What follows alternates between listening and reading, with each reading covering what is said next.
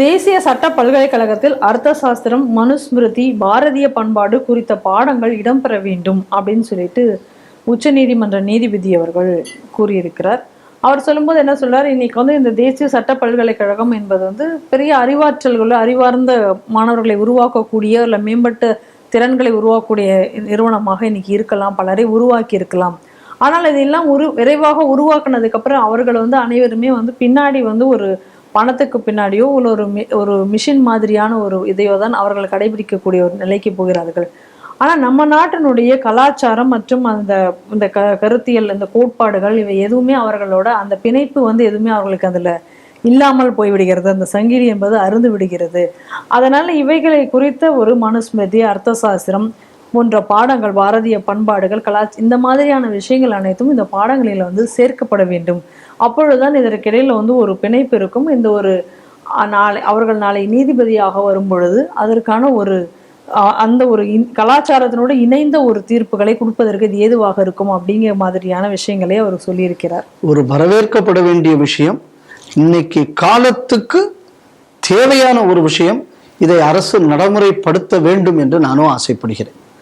ஏன்னா ஒரு சின்ன உதாரணம் நான் சொல்றேன் பாருங்க. எப்படி இவனுக்கு இந்த பண்பாட்டை அழிக்கிறது, அதாவது நம்ம நாட்டின் இயல்பான நியாய தர்மங்களை அழிப்பது, இது எப்படி இவனுக்கு அஜெண்டாவா பண்றாங்கிறத நம்ம புரிஞ்சுக்கிட்டா தான் இதை பண்ண முடியும். இப்ப இந்த சூனா வெங்கடேசன் ஒருத்தர் இந்த மதுரையில எம்பியா இருக்காரு. அவரு இடையில ஏதோ ஒரு புத்தகத்தை, ஏதோ ஒரு தொடர் எழுதினாரா, அப்புறம் ஏதோ ஒரு நாவலா வெளிவந்துருச்சு, அந்த பேர் மறந்து போனேன். நீங்க முழுக்க நீங்க பாத்தீங்கன்னா இந்த நாட்டோட மூவேந்தர்களை கொச்சைப்படுத்துறது தான் அந்த புத்தகத்துல அதிகமான செய்திகள் அப்படித்தான் வந்திருக்கு. அதே மாதிரி நான் எனக்குள்ள சின்ன வயசுகள்ல சில கம்யூனிஸ்ட் நண்பர்கள்லாம் பழக்கம் உண்டு. அப்ப அவங்க அடிக்கடி சொல்லுவாங்க, முல்லைக்காக தேரை கொடுத்தானா பாரி, மனுஷன் சாப்பிடாம கஷ்டப்படுற நாள்ல தேர் ஒரு முல்லை செடி வளர்றதுக்கு தேவையா, இதெல்லாம் நியாயம் தர்மம்னு சொல்றீங்களே அப்படின்னு அந்த காலத்துல நம்மள்கிட்ட பேசினவர்கள் உண்டு. ஒரு விஷயம் நம்ம என்ன புரிஞ்சுக்கணும்னா, இந்த பூமியில் வாழ்வதற்கு எனக்கு என்ன உரிமை இருக்கிறதோ இதே உரிமை இங்கு இருக்கக்கூடிய ஒரு விலங்குகளுக்கும் செடி கொடிகளுக்கும் உண்டு. பரஸ்பரம் இவைகளை பேணி காப்பது மனிதனின் கடமை. அதனாலதான் நம்ம நாட்டுல பஞ்சமகா பூதங்கள்னு வச்சிருந்தாங்க. நரயஜ்யம், பித்ரு யஜ்யம், தேவ யஜ்யம், பூத யஜ்யம்னு வரிசையா வச்சிருந்தாங்க. அப்ப இந்த அடிப்படையில் நமக்குள்ள வாழ்வியல் இருக்கும் போது இந்த நாட்டுல டெவலப்மெண்ட் எக்விட்டபிளா இருந்தது. கரிகாலன் ஒரு கதையை நம்ம படிச்சிருப்போம். இப்ப பள்ளிக்கூடத்துல இருக்கான்னு தெரியல. நான் பள்ளிக்கூடத்துக்கு போன காலத்துல, சாரி படிச்சேன்னு சொன்னா தப்பு, ஏன்னா இதை என் கூட பள்ளிக்கூடத்துக்கு வந்தவனோ வாத்தியாரோ பார்த்தா நீ எங்கடா படிச்சேன்னு கேட்டுப்படுவாங்க. அதனால நான் பள்ளிக்கூடத்துக்குள்ள போன காலங்கள். அப்போ கூட இந்த கரிகாலனுக்குள்ள ஒரு கதை வரும். என்னடா அப்படின்னா, ஒருத்தர் ஒரு இடத்த இன்னொருத்தருக்கு வித்துப்பிடுவாரு. வித்துப்பிட்ட உடனே அதை தோண்டினோடனே அதுல செல்வம் நிறைய வந்துடும். எப்ப நான் உங்ககிட்ட இருந்து விலைக்கு வாங்கினேன் இந்த இடத்த, அவன் இது அதுக்கு உள்ள இருக்கு, அதனால இது உனக்கு தான் சொந்தம். அவன் இல்ல, நான் தான் இந்த இடத்த உனக்கு வித்துட்டேனே, அப்ப அதுல இருக்கிறது எல்லாமே உனக்கு தான் சொந்தம். ரெண்டு பேரும் எப்படி ஆர்கியூ பண்ணியிருக்காங்கன்னு பாருங்க. அப்ப இப்படி ஒரு சமுதாயம் எப்படி இருந்தது, அதுக்கு கரிகாலன் நீதி சொல்றதுன்னு நம்ம அதுக்குள்ள நான் போக விரும்பல. அப்ப சாதாரண மக்களுக்குள்ள மனநிலையே தர்மத்தையும் நியாயத்தையும் சார்ந்திருந்தது. அதுக்கு காரணம் என்னன்னா, இவன் வளரும் போது இவன் அர்த்த சாஸ்திரத்தையும் மனுஸ்மிருதியையும் இந்த மாதிரியான விஷயங்களை படித்து வளர்ந்த காரணத்தினால் எதை போற்றியது. அதனாலதான் சோழனுக்கு என்ன சோழன் நாங்க, மனு நீதி சோழன். பையனை தேர்கால போட்டான். அப்படி ஒரு நியாயஸ்தனாக இருந்ததற்காக அவனுக்கு மனுநீதி சோழன். அது சிலவனுக்கு பிடிக்கல. நீங்க இந்த மெட்ராஸ் ஹைகோர்ட்ல போய் பாருங்க, உங்க ஒரு செலவு வச்சிருப்பான், அதுல சமநீதி சோழன் எழுதியிருப்பான். ஏன்னா மனு நீதினா இவங்களுக்கு பிடிக்காதான், ஏன்னா இவங்களுக்கு மனுவுக்கு ஆகாதான். நியாயம் தானே. ஸ்டாலின் என்ற தன் பையனுக்காக வையண்ணா கோபாலசாமி என்பவரை ஓரம் கட்டியது அது கருணாநிதி செய்தார். அதனால அவருக்குள்ள மாநிலத்துல ஒரு பசுவுக்கு நீதி கொடுக்க வேண்டும் என்பதற்காக தன் பையனை தேர்காலில் போட்டவனுக்குள்ள பேரை எப்படி ஏத்துக்க முடியும் சொல்லுங்க? கான்ட்ராஸ்டிங் ரெண்டும். அப்ப தமிழின் அடையாளமாக இவர்கள் எல்லாம் ஆகிவிட்டார்கள். மனுநீதி சோழன் போட்டு, அதனால அவன் பேரையே மாத்தி போட்டான். நீ நல்ல ஹாலினி, உதயநிதி, இன்பநிதி எல்லாம் ஆட்சிக்கு வந்தாச்சுன்னா வையண்ணா கோபாலசாமிய காருக்கு கீழே போட்டு கருணாநிதி வண்டி ஓட்டுற மாதிரி செலவு வச்சாலும் ஆச்சரியப்படுறதுக்கு இல்லை. அப்போ ரெஃபரன்ஸ் பாயிண்ட், நியாய தர்மத்துக்கு எது ரெஃபரன்ஸ் பாயிண்ட்? இப்ப அந்த மாதிரியான சாஸ்திரங்கள் இருந்த காலத்துல என்ன கேள்வி இருந்தது அப்படின்னா, நான் சட்டத்தோடு ரைட் சைடுல இருக்கேனா ராங் சைடுல இருக்கேனான்னு கேட்கல. நான் தர்மத்தோடு ரைட் சைடுல இருக்கேனா ராங் சைடுல இருக்கேனான்னு. இங்க பெரிய ஜட்ஜுங்கிறது என் மனசாட்சி. என் மனசாட்சியும் கூட எனக்கு அடுத்த ஜட்ஜு யாரு அப்படின்னு சொல்லியாச்சுன்னா, நம்ம ஒரு பாவத்தை பண்ணினேன்னா அடுத்தது என் தலைமுறைக்கு அது போய் சேருமே. நான் ஒரு தப்பு பண்ணியாச்சுன்னா அது என் குடும்பத்தையும் என் சமுதாயத்தையும் அது பாதிக்குமே. அப்ப இந்த மாதிரியான கோட்பாடுகளை சமுதாயம் ஏற்றுக்கொண்டதுனால அவன் போலீஸ்காரனும் சிசிடிவியும் இருக்கா, செல்போன் டவர் எங்கெங்கெல்லாம் கிடைக்குது அப்படின்னு பார்த்தவன் நியாயமானவனா இல்லை. இந்த ராமஜெயம் கொலை வழக்கு என்ன பிரச்சனை? எந்த செல் டவர்லையும் கண்டுபிடிக்க முடியாத அளவு பண்ணிவிட்டான். ஆமா, வெட்டி கொண்டவனுக்கு உள்ள விஷயத்தையும் கூட நான் சட்டத்துல மாட்டிக்கப்படாது. மற்றபடி நான் பண்ணினதை பத்தி தப்பு இல்லை. அதான் அடிக்கடி ஆசிரியர் சோ அவர்கள் ஒரு விஷயத்த சொல்லுவார். யாரான்னு தப்பு பண்ண மாட்டிக்காம தப்பு பண்றவன் தான் இன்னைக்கு அரசியலத்துல புத்திசாலிம்பார் அவர் அடிக்கடி. இதுதான் இன்றைய சட்டத்தினால் கொண்டு வரப்பட்டது. நீதியரசர் சொல்லக்கூடிய விஷயம் என்னன்னா, இந்த அர்த்த சாஸ்திரமோ இல்லைன்னா இந்த பாக்கி இதுகளோ அது ஒரு பெரிய ஜட்ஜாக தனது மனசாட்சியை மாற்றுகிறது.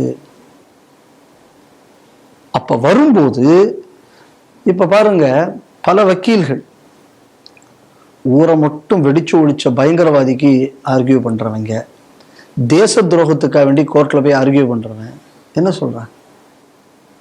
ஐ am doing my duty as a lawyer. இப்ப என்ன நம்மளோட அடுத்த கேள்வி என்ன வருதுன்னா, what is your duty as a citizen of this country? ஒரு கேள்வி வரும்ல. நிச்சயமாக. அப்ப நான் இந்த நாட்டின் பிரஜைங்கிறத நான் மறந்துடுறேன், நான் வக்கீலுங்கிறத மட்டும் ஞாபகம் வச்சுக்கிறேன். அதே நேரத்துல இந்த நாடு கொடுக்கக்கூடிய சர்டிபிகேட்டை நான் வாங்கிக்கிறேன், அதை வச்சு நான் கோடி கோடியா சம்பாதிக்கிறேன். அப்ப எனக்கு சம்பாதிப்பதற்கு இந்த நாடு வேண்டும்.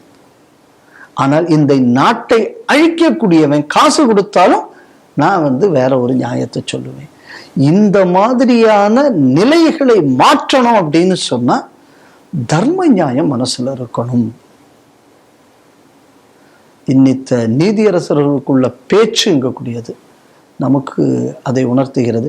நீங்க அதே மாதிரி பார்த்தீங்க அப்படின்னு சொன்னா, மருந்துன்னு அதிகாரமே உள்ளவர் எழுதியிருக்காரு. ஏன்னா நம்ம நாட்டில் சில விஷயங்கள், வித்யை அதாவது படிப்பு, உணவு, மருந்து, இதை மூணையும் காசுக்கு விற்கக்கூடாது. இந்த நாட்டோட தர்மம். ஆனா இன்னைக்கு படிப்பு தான் பெரிய பிசினஸ். மருந்து கேட்கவே வேண்டாம். ஒன்றும் இல்லைங்க, நான் அதை ஓட்டு போட்டிருக்கேன். தெரியாதனமா எனக்கு கதவுல எங்கேயாவது என் கை இப்போ மாட்டிக்கிட்டு இந்த இடம் எனக்கு வலிக்கிறதுன்னு நான் போனேன்னா, நான் மட்டும் கொஞ்சம் அமைதியா இருந்தாச்சுன்னா, அதை பாருங்க, இந்த கருப்பா வந்தது இது உள்ள இருந்து அது ஏதோ எலும்பு தான் வெளியிலேயே வந்திருக்கு, இதுக்கு 50 ஸ்கேனடுன்னு நமக்கு எழுதி வச்சிடும். அந்த அளவு இட் இஸ் கமர்ஷியலைஸ்ட். அப்ப சமுதாயம் இப்ப சாப்பாடு, அதுலயே இப்ப என்னெல்லாமோ எண்ணெயை போடுறாங்க, என்னெல்லாமோ கலப்படம் நடக்கிறதுங்கிறாங்க. அப்ப எது எதெல்லாம் பாவம் என்று நாம் நினைத்தோமோ இன்னைக்கு அது எல்லாத்தையும் இன்னைக்கு நீங்க பணமாக்க தொடங்கிட்டீங்க. அப்ப இந்த எண்ணத்தில் நீ ஒரு சட்டத்தை எழுதுன, நீ எப்படி எழுதுவ? அப்ப நீ இதெல்லாம் படிச்சீங்கன்னா, மனுஷனுக்கு சாப்பாட்டுல கலப்படம் பண்ணக்கூடாது, மருந்தை வச்சு வித்து உயிரை பணயமா வச்சு சம்பாதிக்காத, கல்வி ஒருத்தனுக்கு உள்ள எஜுகேஷனல் ரியலைசேஷன் இருக்கார் சுவாமி விவேகானந்தர். அந்த மாதிரியான கல்வியை கொடு, கல்வியை விற்காதே. இப்ப இந்த எண்ணத்தில் நான் சட்டம் எழுதணும் அப்படின்னு சொன்னா நான் இந்த வழியில எல்லாம் வந்திருக்கணும். அப்ப இந்த நாட்டின் அடிப்படை பண்பாடு போயிடுச்சுன்னா இன்னைக்கு நமக்கு பல விஷயங்கள்ல சீமானோட உடன்பாடு இல்லாமல் இருக்கலாம். ஆனா எல்லாவனுக்கும் கல்வியை கண்டிப்பா கொடுன்னு இப்ப அவர் சொல்லிக்கிட்டு இருக்கா அப்படி சீமான். எல்லாவனுக்கும் மருத்துவத்தை கொடு அப்படின்னு செய்வாராங்கிறது ரெண்டாவது சொல்கிறார். இந்த சிந்தனை எங்க கூடியதானே இந்த மண்ணின் சிந்தனை. இது இந்த அர்த்த சாஸ்திரத்திலையும் மனுசுமத்திலையும் தானே இது இருக்கு. அதனால இந்த மண்ணின் மாண்பை ஒட்டித்தான் இந்த நாட்டின் சட்டம் இருக்க வேண்டும். அப்படி இருந்தா தான் இந்த நாட்டை நம்மால் காப்பாற்ற முடியும். இல்லைன்னா இந்த நாட்டை விலைக்கு வித்துட்டு போயிடுவோம். நீ பாருங்க, இன்னைக்கு இந்த கேஜ்ரிவால்னு ஒரு ஆள் கேஸ் ஹைகோர்ட்ல வந்திருக்கு. இந்த ஜட்ஜி விசாரிக்கப்படாது. ஏன் விசாரிக்கப்படாது? இவங்க பசங்க சென்ட்ரல் கவர்மெண்ட்ல எங்கேயோ லாயரா இருக்காங்க. அதுக்கு இதுக்கு என்னையா சம்பந்தம்? இந்த தொடர்பான கேஸ்ல முன்னாடி இந்த அம்மா ஆஜரா இருக்காங்களா இல்லையா? அப்படித்தானே பார்க்கணும். நான் அவரை ஏற்றுக்கொள்ள மாட்டேன், அதனால வேணாம். உடனே என்ன அந்த கேஸ்லயே நான் ஆஜராக மாட்டேன், அவங்க என்ன தீர்ப்பு வேண்டும் என்றாலும் கொடுக்கட்டும், நான் சுப்ரீம் கோர்ட்ல போய் பார்த்துக்கிறேன்.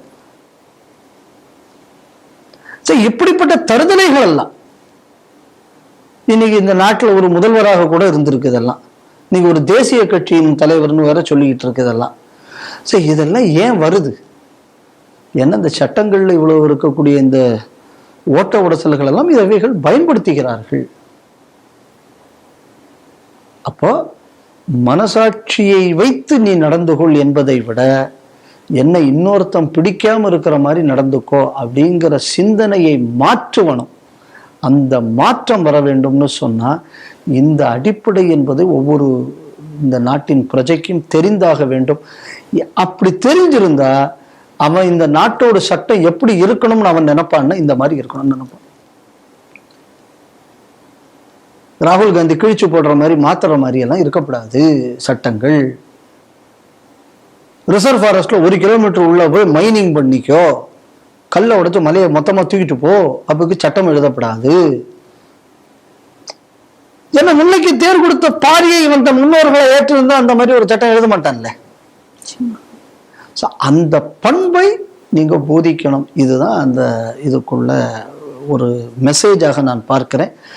வரவேற்கப்பட வேண்டிய விஷயம். இன்னொரு செய்தி கூட நான் இன்னைக்கு வரும்போது பார்த்தேன். அப்படின்னா என்னன்னா, முன்னாடி ஆங்கிலம் கட்டாய மொழியாக இருந்த ஆங்கிலம் இன்று இப்போ புதிய கல்விக் கொள்கையில இது கட்டாய மொழி ஒன்றும் கிடையாது. It is a foreign language, உனக்கு வேணும்னா படிச்சுக்கோங்கிற மாதிரி மாற்றப்பட்டிருக்கிறது. இது உண்மைக்குமே தாய்மொழி கல்விக்கு இது ஒரு உத்வேகத்தை கண்டிப்பாக கொடுக்கும் நான் நினைக்கிறேன். ஸோ இப்போ இந்திய தன்மையுடன், பாரதிய தன்மையுடன் பாரத நாடு கொஞ்சம் கொஞ்சமாக போய்கொண்டிருக்கிறது. நரேந்திர மோடி அரசுக்கு நமது பாராட்டுக்களை நம்ம இதனால தெரிவிக்கணும். நீங்க இந்த ஜட்ஜெல்லாம் அப்படி பேசுறாங்க அப்படின்னா இந்த எக்கோ சிஸ்டம் இந்த நாட்டுக்கான எக்கோ சிஸ்டமா இருக்கிறதுனால பேசுறாங்க, இல்லைன்னா பேசியிருக்க முடியுமா? அதனால மத்திய அரசையும் நாம் பாராட்ட வேண்டும்.